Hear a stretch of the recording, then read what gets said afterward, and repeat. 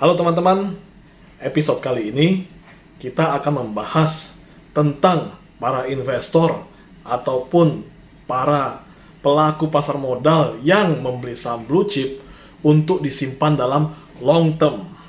Sebenarnya untuk membeli saham blue chip untuk long term itu sangat bagus. Namun masalahnya bisa muncul. Salahnya di mana?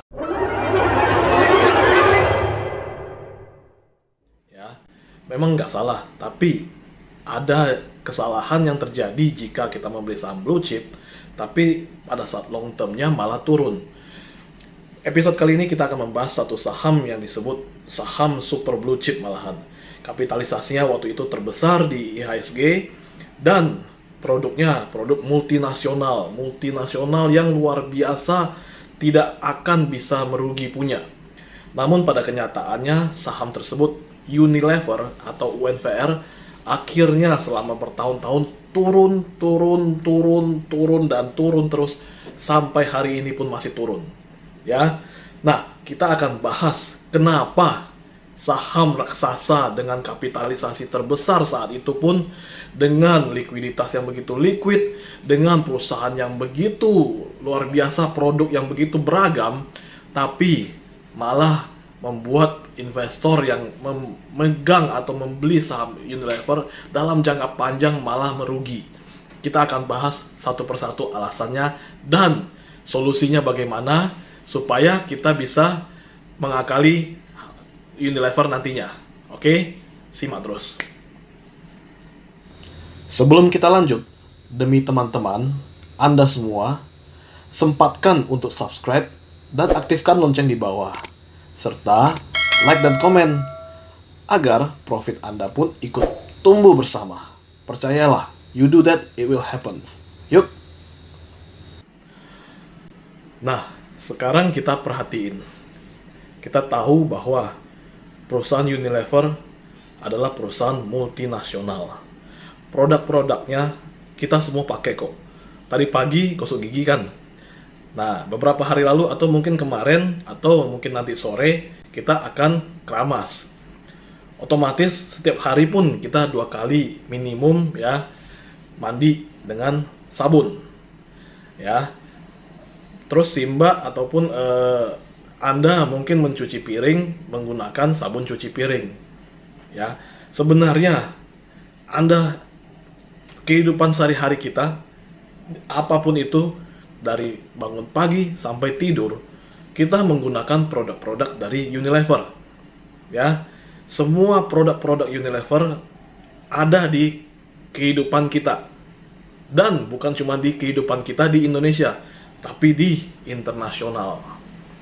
Jadi, perusahaan ini tidak akan diragukan lagi bahwa perusahaan ini adalah perusahaan yang sangat susah untuk tumbang. Kalau mau dibilang jelek, nggak bisa tumbang menurut saya.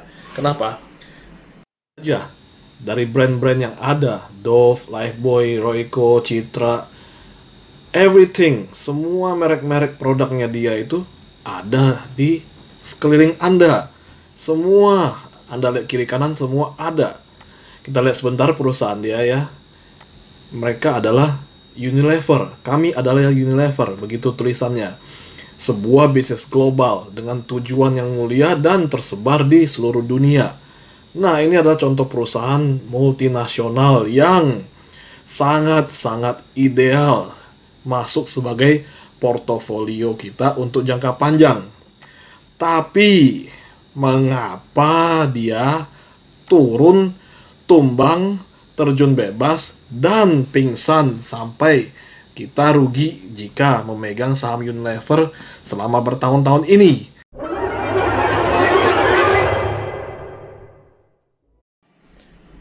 Jadi amit-amit saya bukan mendoakan, katakan pabrik Unilever di Surabaya kebakar.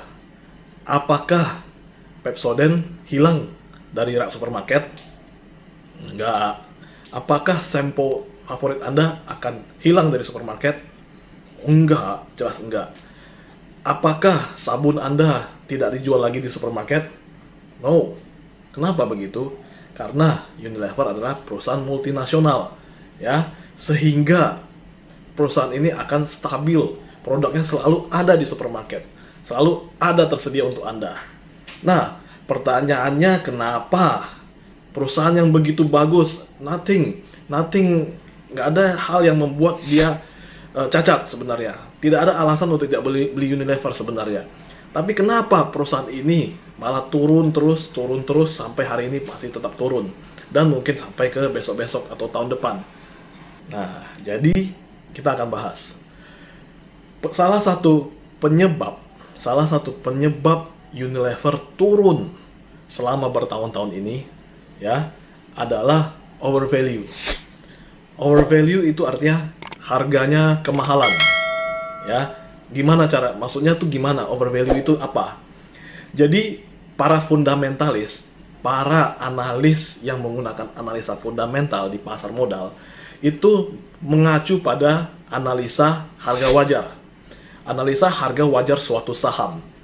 Jadi, jika Unilever pada saat sekarang ataupun kemarin turun terus-menerus, oleh pasar dinilai harganya kemahalan. Ya. Nah, para analis fundamental, para fundamentalis itu menggunakan metode yang disebut PBV. Saya akan jelasin nanti. Oke, tapi gambaran simpelnya begini. Katakan kamu mempunyai suatu usaha kafe atau restoran, ya. Kafemu mempunyai bisnis kafemu mempunyai modal senilai 100 juta, katakanlah senilai 100 juta. Nah, kafemu ini berjalan, dan setiap tahunnya memiliki profit bersih sekitar 50 juta. Artinya, setiap tahun si kafemu ini, restoranmu ini, dari modal 100 juta, setiap tahun menghasilkan 50 juta profit bersih. Nah, artinya kafemu dalam 2 tahun sudah akan BEP atau balik modal.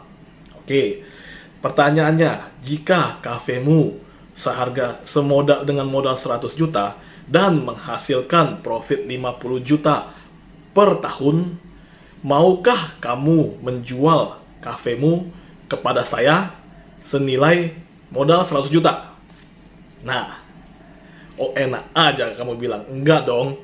Masa saya setengah mati berusaha kafe saya bangun dari nol, melalui proses-proses untuk berjuang sehingga menghasilkan 50 juta per tahun itu, masa cuma dihargai senilai modalnya 100 juta? Enak aja, ya kan? Betul. Nah, kamu pasti akan menaruh suatu nilai, suatu value terhadap bisnis kafemu itu.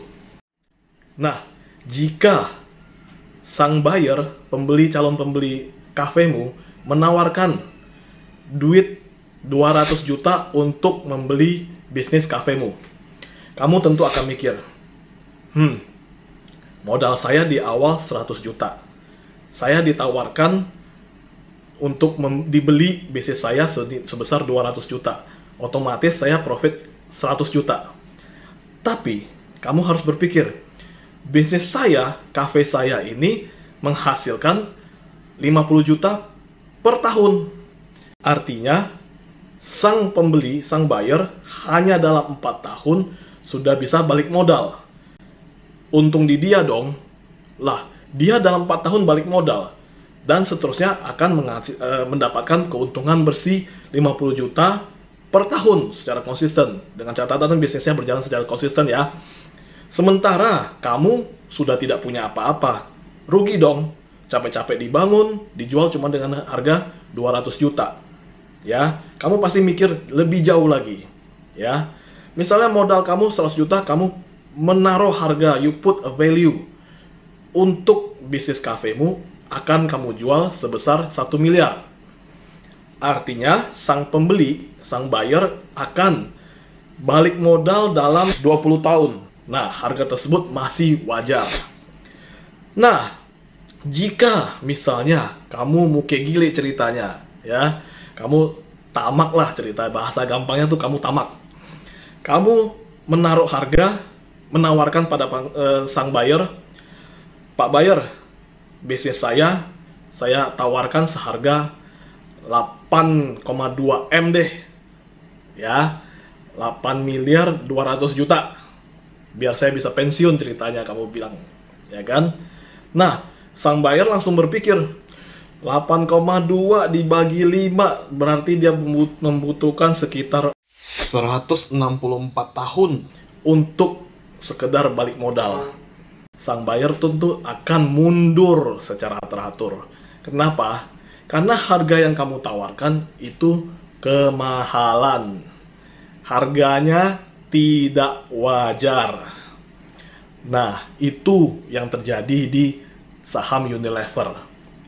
Jadi, secara fundamental, saya mempunyai data-data PBV namanya, ataupun bagaimana para analis fundamental itu menilai harga wajar dari suatu saham. Ya, kita akan lihat di tampilan monitor. Ya, oke. Jadi kita akan bahas rasio dari yang selalu digunakan oleh para analis fundamental, yaitu PBV atau Price to Book Value. PBV merupakan suatu ukuran yang berfungsi untuk melihat saham suatu perusahaan tergolong mahal atau murah. Biasanya digunakan untuk menilai apakah suatu perusahaan ini memiliki masa depan yang cerah untuk berinvestasi atau enggak. Jadi, kita tahu bahwa di pasar itu, para investor itu membeli prospek. Jadi, semakin tinggi rasio ini yang digunakan di analisa fundamental, semakin tinggi rasio ini menjelaskan bahwa pasar percaya terhadap proyeksi atau prospek masa depan perusahaan tersebut. Nah, kita akan melihat data PBV tahun 2010 sampai tahun 2021 untuk Unilever. Jadi sebelum kita melangkah lebih jauh, ini adalah chart harga pergerakan harga Unilever dari tahun 2010 sampai 2021 kemarin ini. Ya, ditutup di hari Jumat kemarin di harga 4.030. Nah, jadi ini adalah chart harga pergerakan harga dari tahun 2010 sampai 2021 tadi. Sementara ini adalah chart PBV Unilever pada tahun 2010. Jadi harga PBV rata-rata 1 tahun untuk Unilever pada tahun 2010 itu dinilai wajarnya 31 kali lipat di atas harga wajar saham Unilever tersebut. Oke. Sehingga kemudian di tahun 2011 PBV-nya dinilai di harga 39 kali. Artinya meningkat. Kemudian di tahun 2012 PBV-nya di 40 kali. Di tahun 2013 naik lagi ke 47 kali. Jadi nilai harga PBV-nya rata-rata 47 kali lipat dalam tahun 2013 tersebut. Kemudian tahun 2014 54 kali, tahun 2015 58 kali, 2016 63 kali, 2017 inilah 82 kali. Disinilah contoh tadi yang temanmu pengen menjual kafenya senilai 8,2 M tadi. Padahal modalnya cuma 100 juta dan penghasilannya cuma 50 juta per tahun. Oke. Disinilah pada saat tahun 2017 tersebut harga Unilever itu dinilai kemahalan value-nya, ya. Sehingga tahun-tahun selanjutnya di tahun 2018 tiba-tiba turun secara drastis hampir 50% nilai PBV-nya dengan angka 46 kali. Kemudian 2019 naik sebentar ke 61 kali. Tahun 2020 tahun lalu itu masih di 57 kali. Namun kita lihat terjadi penurunan, terjadi depresiasi dari nilai PBV-nya yang terlalu tinggi tadi di tahun 2017 di angka 82 kali, sehingga lihat harga sahamnya pun mulai reversal turun ke bawah, sehingga turun terus dan sekarang berada di harga 24 kali PBV-nya, ya. Nah, jadi ini contoh rasio para analis fundamental yang menggunakan rasio PBV, Price to Book Value. Nah, jika kita ambil rata-rata 11 tahun ini, dari tahun 2010 sampai 2020 ini, kita ambil rata-rata nilai PBV yang terjadi selama 11 tahun ini, maka kita bisa mendapatkan angka nilai rata-rata PBV selama 11 tahun ini berada di 52,5 kali. Jadi, ini adalah acuan PBV nilai wajar Unilever yang dinilai oleh pasar. Gampangnya begini, selama 11 tahun tersebut, saham Unilever wajarnya dihargai sebesar 52,5 kali lipat lebih tinggi daripada nilai wajarnya oleh pasar. Dan 11 tahun adalah periode yang cukup panjang untuk menilai konsistensi perilaku para investor di pasar modal. Sementara di tahun 2021 ini, per kemarin, kita bisa lihat PBV-nya tuh sudah berada di angka 24 kali. Sementara perilaku pasar menilai rata-rata 10 tahun terakhir ini, 11 tahun terakhir ini, PBV rata-rata yang wajar adalah di angka 52 kali. Jadi sebenarnya untuk hitungan PBV loh ya, untuk hitungan PBV ini, angka Unilever, harga Unilever yang ditutup kemarin di 4030 di PBV 24 kali itu sebenarnya sudah terdiskon hampir 50%, terdiskon hampir setengahnya di bawah nilai rata-rata PBV selama 11 tahun terakhir. Artinya sebenarnya secara fundamental dengan rasio sederhana PBV, sebenarnya Unilever sudah termasuk murah. Nah, bagaimana selanjutnya? Anda bisa lihat nilai PBV secara gampang di program Pro Traders dari Philips Securities. Anda klik P ini, kemudian akan muncul pop-up window seperti ini, dan Anda bisa menemukan nilai PBV itu di tengah. Ya, jadi Anda bisa lihat PBV Unilever di sini angka ini. Ini juga bisa digunakan untuk melihat PBV saham-saham lainnya. Oke? Oke. Nah, itu adalah versi para analis fundamental yang menjelaskan secara detail cara untuk menilai harga wajar dari alasan kenapa Unilever turun. Sebenarnya saya bukan aliran analisis fundamental, namun saya makanya menggunakan contoh dari bisnis cafe yang ditawarkan kepada kita.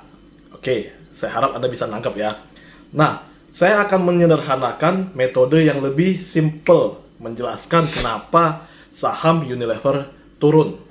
Bagaimana kita bisa mengantisipasi awal dari penurunan Unilever sebelum harga sahamnya turun tanpa harus melihat data-data rasio-rasio fundamental seperti tadi misalnya. Ya, kita akan lihat dari chart Unilever. Ya, dari awal semenjak 2010 tadi dia naik hingga ke 2017, yang mana PBV-nya tadi 82 kali tersebut, itu secara chart pun kita bisa lihat dan kita bisa ikutin jika Anda pengen investing. Mari kita lihat ke monitor lagi, oke? Oke, cara paling sederhana tentunya kita menggunakan chart ya. Nah, ini saya akan menggunakan chart Unilever dengan periode yang sama seperti yang penjelasan saya di awal, yaitu dari tahun 2010 hingga tahun 2021 per closing kemarin di 4030. Nah, cara yang paling sederhana tentu saja kita cukup menggunakan trend line ya. Kita bisa lihat major trend line-nya dari sini ke sini. Itu jelas sekali di sini terjadi breakdown. Oke. Nah, kita bisa lihat di sini ada breakdown.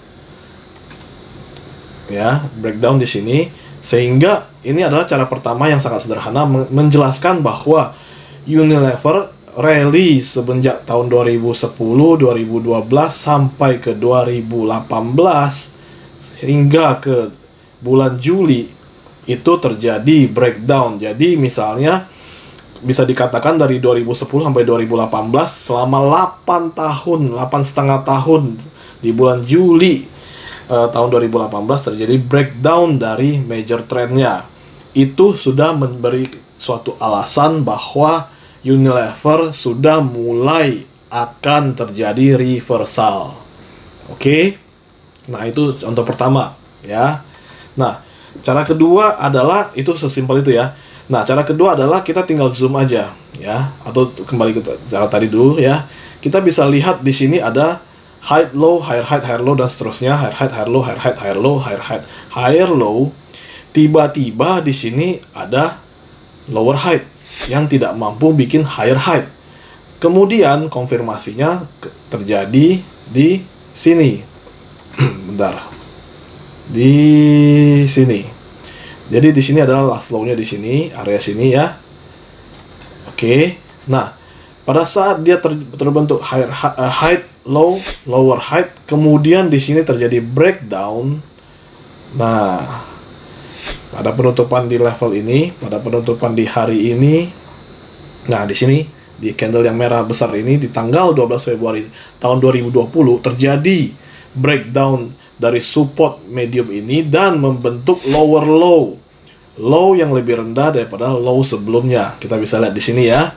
Nah, ini jelas-jelas adalah suatu sinyal reversal ya. Sehingga kita kembali ke chart yang gede tadi ya. Nah, ini sehingga jika kita membuat tadi trend line-nya seperti ini ya, signal pertama adalah terjadi breakdown dari major support. Sinyal kedua adalah terjadi reversal high low, lower low di sini, dan di akhir bulannya mungkin di bulan Maret tahun 2020 ini mulai terbentuk lower low yang sebenarnya. Oke, kelihatan ya. Nah, ini adalah sinyal yang jelas sekali untuk Unilever sudah mulai reversal. Selanjutnya, ini pasti akan menjadi resisten. Oke, dan ini akan menjadi supportnya. Kira-kira seperti ini. Oke, nah, kita perhatiin ya. Semenjak terjadi reversal ini, udah jelas bahwa Unilever akan turun. Dan kemudian terjadilah penurunan yang luar biasa. Seperti anticipate kita dengan support. Sesimpel ini, tanpa kita harus memikirkan rasio-rasio fundamental yang mungkin buat beberapa orang rumit. Oke, nah kita lihat bagaimana Unilever terus turun dan turun, akhirnya sekarang bermain di area support yang kita bikin tadi. Sementara kita sudah bisa mendapat sinyal awal, early signal di area-area bulan Juli tahun 2018 di sini. Terjadi major breakdown dari major supportnya. Sehingga jika kita berinvesting di Unilever sejak tahun 2010 ya, di harga 2100, 2200 kita kan ya, kita bisa hold posisi kita, investasi namanya ya, kita hold untuk jangka panjang, dan kita akan exit jika terjadi hal-hal seperti ini. Berarti kita bisa exit di area sekitar 8.700 ataupun 8.800, sehingga kita tidak akan terseret turun kembali ke 4.030. Oke, nah sekarang pertanyaannya kembali ke pertanyaan tadi ya, apakah Unilever sudah murah atau boleh dibeli? Ya, nah untuk hal tersebut tentunya kita akan menunggu sinyal-sinyal dari technical analysis untuk reversal berikutnya. Menurut saya Unilever belum akan reversal saat ini, walaupun menurut rasio fundamental itu sudah murah.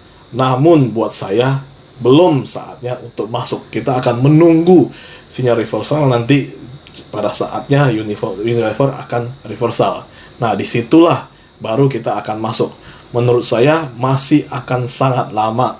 Mungkin sekitar 3 sampai 6 tahun kemudian. Mungkin ya, menurut saya sih begitu. Berdasarkan pengalaman saya selama puluhan tahun di pasar, kemungkinan besar Unilever baru akan reversal nanti sekitar 3 ataupun mungkin 6 tahun secara ekstrim. Ya, tapi yang jelas kita nggak usah terlalu kepo ataupun terlalu over confidence atau over anticipate. Kita ikutin aja chartnya nanti. Oke, itu dari sisi technical analysis. Sekarang Anda sudah mulai nangkep. Pertama, kita membahas versi analisis fundamental. Yang kedua versinya adalah versi analisis teknikal.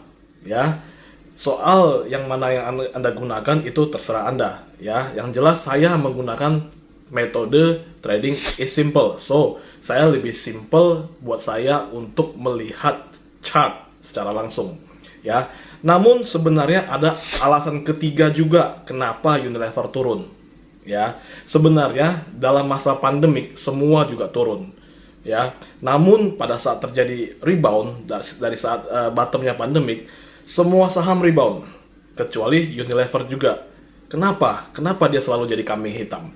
Nah, selain alasan fundamental dan analisis teknikal tadi, ya, ada alasan satu lagi di mana Unilever tidak dijagokan, tidak difavoritkan oleh para fund manager, ya. Para fund manager melihat fenomena akibat pandemik.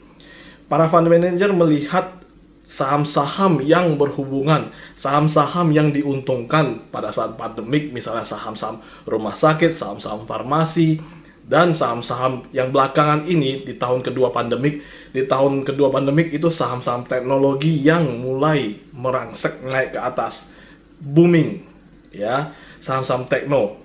Sehingga para fund manager melihat portfolio mereka, jangankan kita bilang Unilever, ya, even saham blue chip level-level kayak banking besar kayak Bank Mandiri, BCA, BBNI, BBRI aja pun ditukar oleh para fund manager.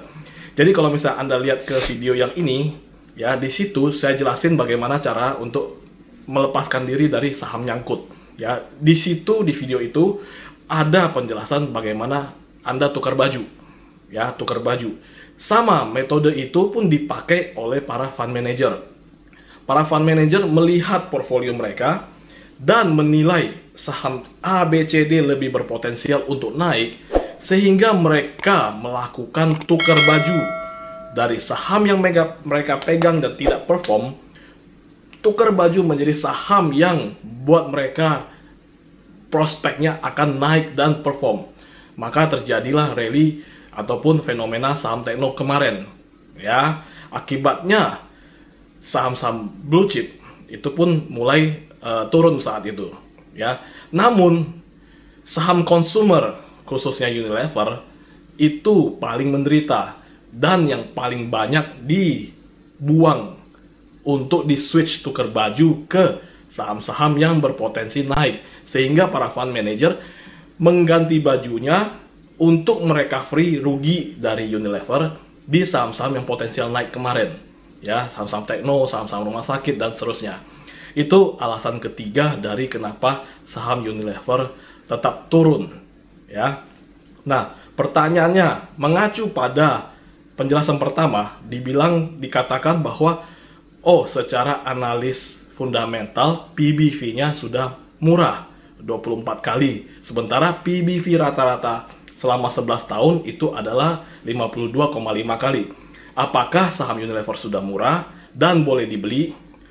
Jawabannya murah mungkin iya, tapi dibeli ntar dulu, ya. Anda mengacu pada analisa kedua, yaitu analisa teknikal, ya. Sebelum dia terjadi reversal, sebelum dia membentuk higher high, higher low, itu belum saatnya Anda beli Unilever. Sesimpel itu. Oke, teman-teman. Saya rasa cukup penjelasannya untuk kali ini. Saya mengharapkan teman-teman mendukung dengan subscribe, like, dan komen di tombol di bawah ini. Dengan demikian, saya dan tim saya akan bersemangat untuk mengisi channel ini dengan konten-konten berkualitas dan bermanfaat bagi Anda. Oke, see you, thank you, bye-bye.